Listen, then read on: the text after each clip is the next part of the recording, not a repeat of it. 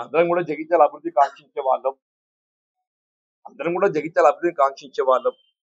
ఎవరికి సాధ్యమంతా వాళ్ళకి చేసినాం, ఇంకా మిగిలిపోయి చేయవలసింది. దాన్ని కూడా అందరం బాధ్యత వహిద్దాం.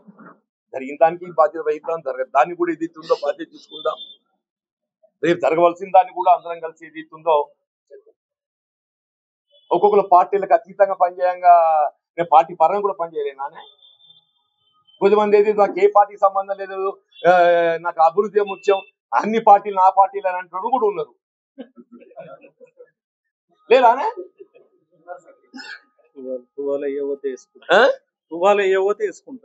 అది కాదే నాకు పార్టీతో సంబంధం లేదు అనేటోళ్ళు కూడా ఉన్నారు. బిస్కెట్ పార్టీ మారితే అదైపోవాలని చెప్పేసి నాయకులు చూస్తున్నారని. అరే డెఫినెట్ గా ఆ చట్టం ఉంది, నేనంటే లేను. నువ్వు ఇది బాగుంది ఏంటో ఆయన 10 పోతే నాకు వస్తాదే కాదు బాబు, ఆయన 10 పోతే నాకు రాదు. హరిగారు ఆయన 10 పోతే నాకు రాదు. రాజ్యాంగం ఏం నిర్దేశిస్తుందో చర్చించుకుంటున్నాం. రాహుల్ గాంధీ గారు ఏం పేర్కొంటున్నో చర్చించుకుంటున్నాం. రాహుల్ గాంధీ గారు ఏం పేర్కొన్నారో గది చర్చిస్తున్నాం. అంతే తప్ప ఏదైతుందో ఆయన 10 పోవాలి, ఆయన 10 పోతే నాకు వస్తుందా నీకు వస్తుందా? ఎవరైనా చట్టాన్ని ఉల్లంఘిస్తే చట్టం తన పని తను చేసుకోవాలని కోరుకుంటాం.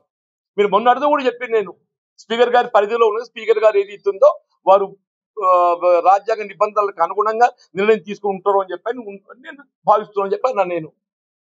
నువ్వు ఎక్కడికి పట్టుకొచ్చి ఆ నౌకరు పోవాలని కోరుకుంటున్నా అంటే ఏమన్నట్టు నువ్వు నేను అన్నానా?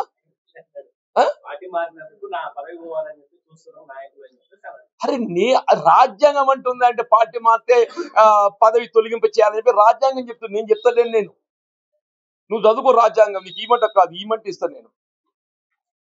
రాజ్యాంగ నిబంధనలు ఏం చెప్తున్నాయో మీకు కావాలి, మీరు చదువుకోలేదు అంటలేను నేను. రాజకీయ నిబంధనలు ఏం చెప్తున్నాయో ఒకసారి గమనించండి. మీరు రాజకీయ నిబంధనలు చర్చిస్తున్నాం మనం. రాజకీయ నిబంధనలు కూడా చర్చించకూడదు. అంబేద్కర్ ఏదైతే ఉందో ఆయన చెప్పింది చదువుకోవాలి కానీ దాన్ని అమలు చేయొద్దు, ఆచరించద్దు అని చెప్పండి దుర్గా ఊరుకుంటాడా? మా బండశంకర్ ఊరుకుంటాడా? అంటే అంబేద్కర్ అంటారు, ఇక మా అంబేద్కర్ చెప్పింది ఒక్కడు ఆచరిస్తాడు, మీరే మనుషులు అని చెప్పి అంటారా? అన్నారే ఎందుకు 14th ఏప్రిల్ లాగానే పోయి అంబేద్కర్ గారికి జయంతి చేసుకుంటాం? ఎందుకు వారి ఆలోచన విధానాన్ని గౌరవించి వారు రూపొందించిన రాజ్యాంగాన్ని గౌరవించే కదనే, రూపొందించిన రాజ్యాంగాన్ని గౌరవించే. నువ్వేమంటావు? గౌరవించాలంటావా వద్దంటావా? నువ్వేమంటావు చెప్పు. ఇప్పుడు చరిత్ర సృష్టించినోడు ఇప్పుడు ఆ చరిత్రని తిరగరాయబోతున్నాడు.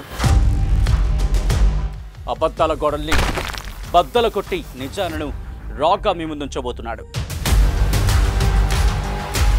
నిజమైన వార్తల కోసం వెంటనే డౌన్లోడ్ చేసుకోండి రా యాప్ని.